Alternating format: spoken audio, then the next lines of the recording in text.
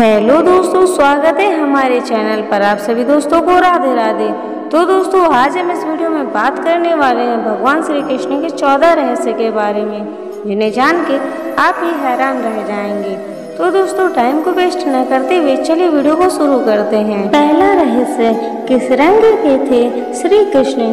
जनश्रुति अनुसार कुछ लोग श्री कृष्ण की त्वचा का रंग काला और ज्यादातर लोग श्याम रंग का मानते हैं। श्याम रंग अर्थात कुछ कुछ काला और कुछ कुछ नीला, मतलब काले जैसा नीला। जैसा सूर्यास्त के बाद जब दिन अस्त होने वाला रहता है तो आसमान का रंग काले जैसा नीला हो जाता है। जनश्रुति अनुसार उनका रंग ना तो काला और ना ही नीला था, यह भी कि उनका रंग काला मिश्रित नीला भी नहीं था। उनकी त्वचा का रंग श्याम रंग भी नहीं था। दरअसल उनकी त्वचा का रंग मेघ श्यामल था, अर्थात काला नीला और सफेद मिश्रित रंग। रहस्य नंबर दूसरा, श्री कृष्ण की गंध। प्रचलित जनश्रुति अनुसार माना जाता है कि उनके शरीर से मादक गंध निकलती रहती थी। इस गंध को वह अपने गुप्त अभियानों में छुपाने का उपकरण करते थे। यही खूबी द्रौपदी में भी थी। द्रौपदी के शरीर से भी सुगंध निकलती रहती थी, जो लोगों को आकर्षित करती थी। सभी इस सुगंध की दिशा में देखने लगते थे। इसीलिए अज्ञातवास के समय द्रौपदी को चंदन, उट्टन और इत्रादि का कार्य किया, जिसके चलते उनको सैंद्री कहा जाने लगा। माना जाता है कि श्री कृष्ण के शरीर से निकलने वाली गंधी गोपिका चंदन और कुछ कुछ रात रानी की सुगंध से मिलती जुलती थी। रहस्य नंबर तीसरा, श्री कृष्ण के शरीर का गुण। कहते हैं कि भगवान श्री कृष्ण की देह कोमल अर्थात लड़कियों के समान नरम थी, लेकिन युद्ध के समय उनकी देह विस्तृत और कठोर हो जाती थी। जनश्रुति अनुसार ऐसा माना जाता है कि ऐसा इसलिए हो जाता था क्योंकि वो योग और कला रिपुट्टू विद्या में पारंगत थे। इसका मतलब यह कि श्री कृष्ण अपनी देह को किसी भी प्रकार का बनाना जानते थे। इसीलिए स्त्रियों के समान दिखने वाला उनका कोमल शरीर युद्ध के समय अत्यंत ही कठोर दिखाई देने लगता था। यही गुण कर्ण और द्रौपदी के शरीर में भी था। रहस्य नंबर चौथा, सदा जवान बने रहे श्री कृष्ण। भगवान श्री कृष्ण का जन्म मथुरा में हुआ था। उनका बचपन गोकुल, वृंदावन, नंदगांव, बरसाना आदि जगहों पर बीता।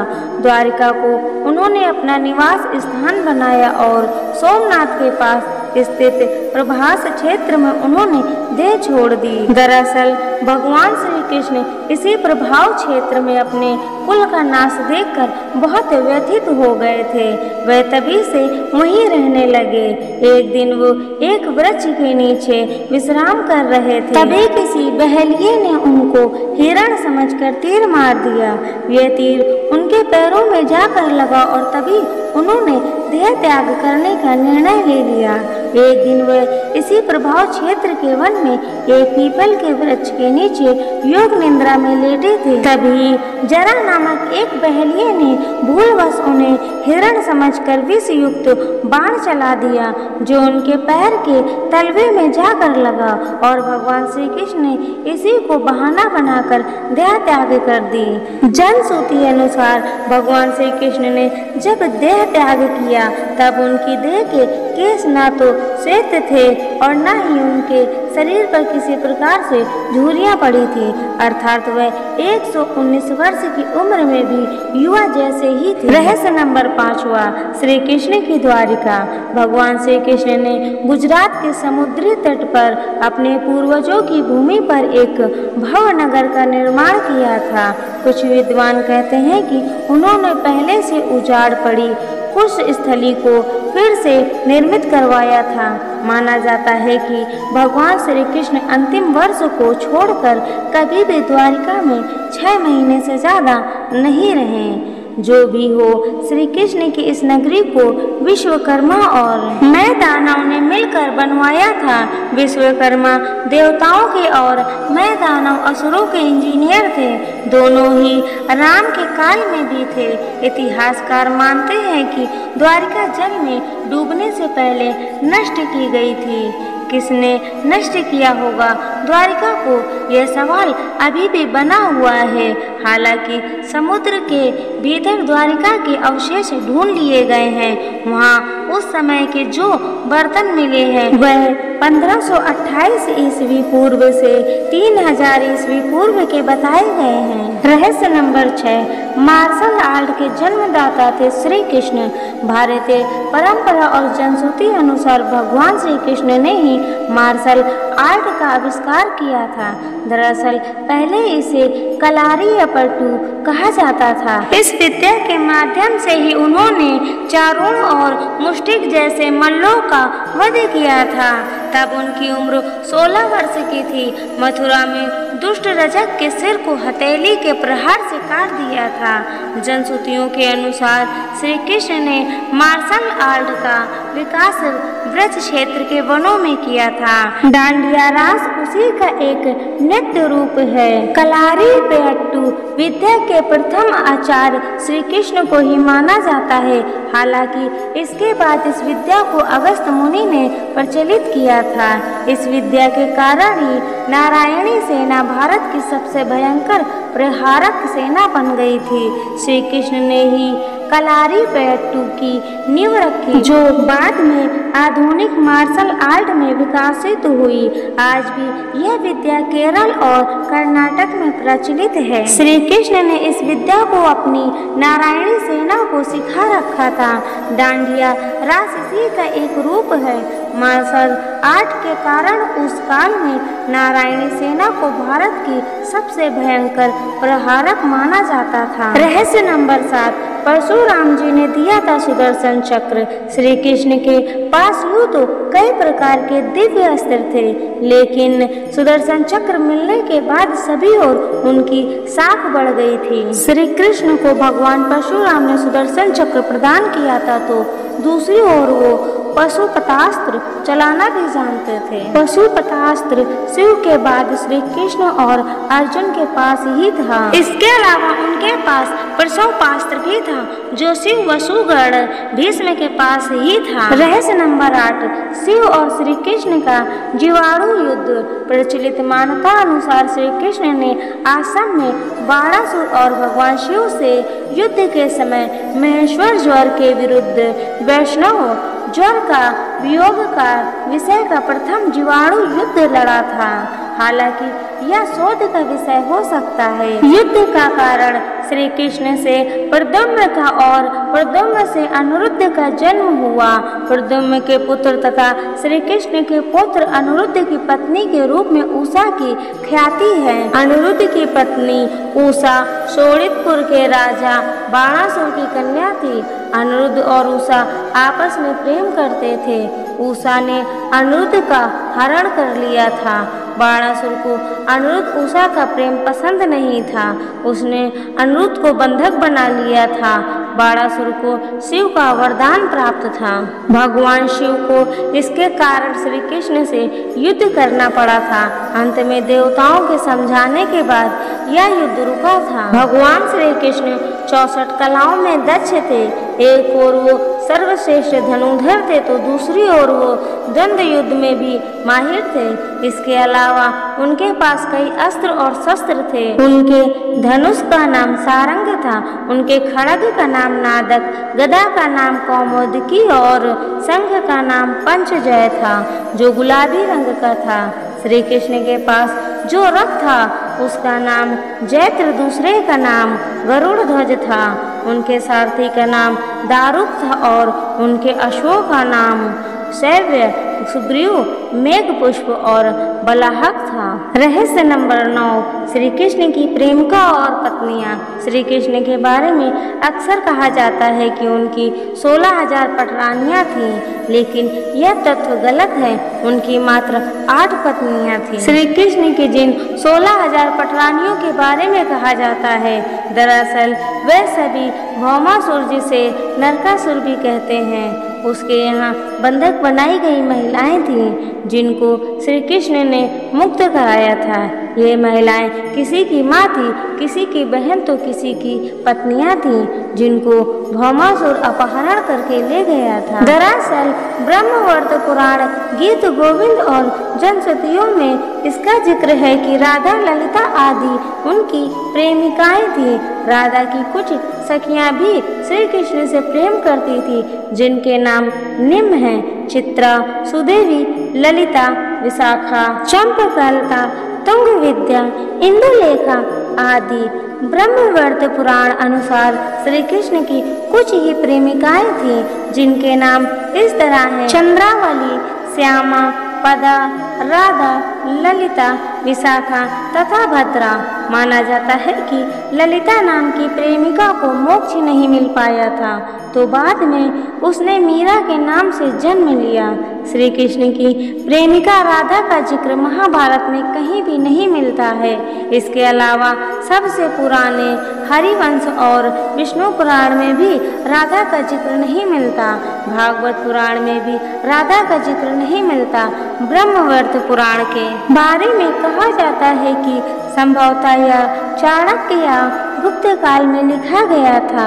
रहस्य नंबर 10, कई लोगों को जीवित कर दिया था श्री कृष्ण ने। ऋषि संदीपनी को जब गुरु दक्षिणा मांगने के लिए कहा गया, तब गुरु ने कहा कि मेरे पुत्र को एक असुर उठा ले गया है, आप उसे वापस ले आए तो बड़ी कृपा होगी। श्री कृष्ण ने गुरु के पुत्र को कई जगह ढूंढा और अंत में वे समुद्र के किनारे चले गए, जहाँ से उन्हें पता चला कि असुर उसे समुद्र में ले गया है, तो श्री कृष्ण भी वहीं पहुँच गए। बाद में पता चला कि उसे तो यमराज ले गए हैं। तब श्री कृष्ण ने यमराज से गुरु के पुत्र को हासिल कर लिया और गुरु की दक्षिणा पूर्ण की। इस तरह अर्जुन की 4 पत्नियां थी: द्रौपदी, सुभद्रा, उलूपी और चित्रांगदा।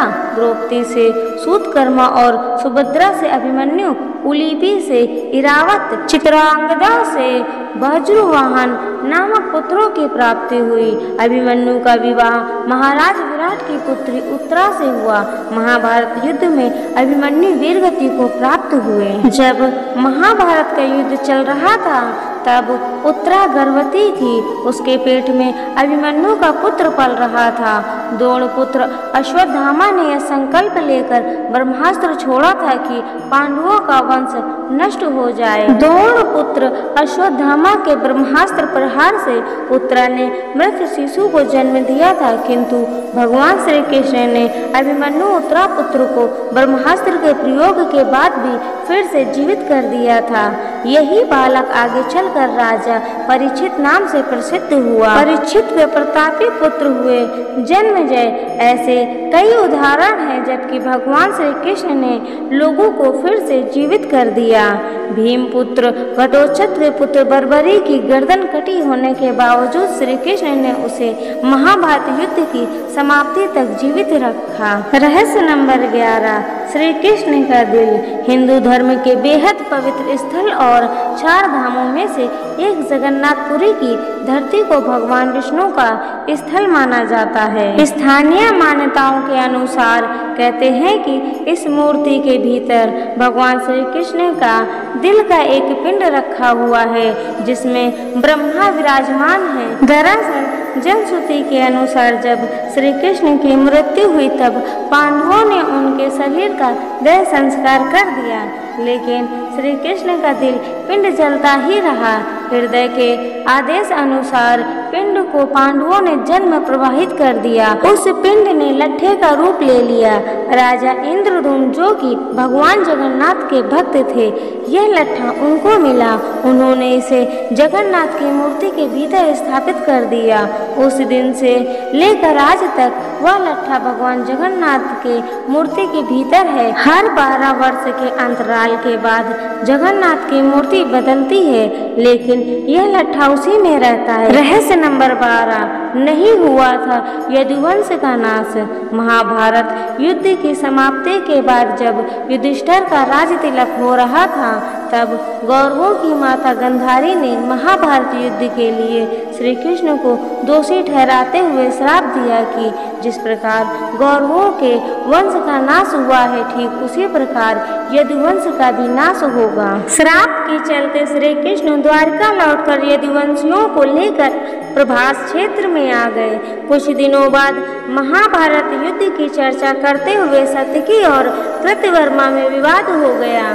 सात्यकी ने गुस्से में आकर कृतवर्मा का सिर काट दिया, जिससे उनमें आपसी युद्ध भड़क उठा और वह समूहों में विभाजित होकर एक दूसरे का संहार करने लगे। इस लड़ाई में श्री कृष्ण के पुत्र प्रद्युम्न और मित्र सात्यकी समेत सभी यदुवंशी मारे गए थे। केवल बुगरू और दारुक ही बचे रह गए थे। यदुवंश के नाश के बाद श्री कृष्ण के ज्येष्ठ भाई बलराम समुद्र तट पर बैठ गए और एकाग्रचित्त होकर परमात्मा में लीन हो गए। इस प्रकार शेषनाग के अवतार बलराम जी ने देह त्यागी और स्वधाम को लौट गए। बलराम जी के देह त्यागने के बाद जब एक दिन श्री कृष्ण पीपल के नीचे ध्यान की मुद्रा में लेटे थे, तब उस क्षेत्र में एक जरा नाम का बहेलिया आया हुआ था। जरा एक शिकारी था और वह हिरण का शिकार करना चाहता था। जरा को दूर से हिरण के मुख के समान श्री कृष्ण का तलवा दिखाई दिया। बहेलिये ने बिना कोई विचार किए वहीं से एक तीर छोड़ दिया, जो कि श्री कृष्ण के तलवे में जाकर लगा। जब वह पास गया तो उसने देखा कि श्री कृष्ण के पैरों में उसने तीर मार दिया है। इसके बाद उसे बहुत पश्चाताप हुआ और वह क्षमा याचना करने लगा।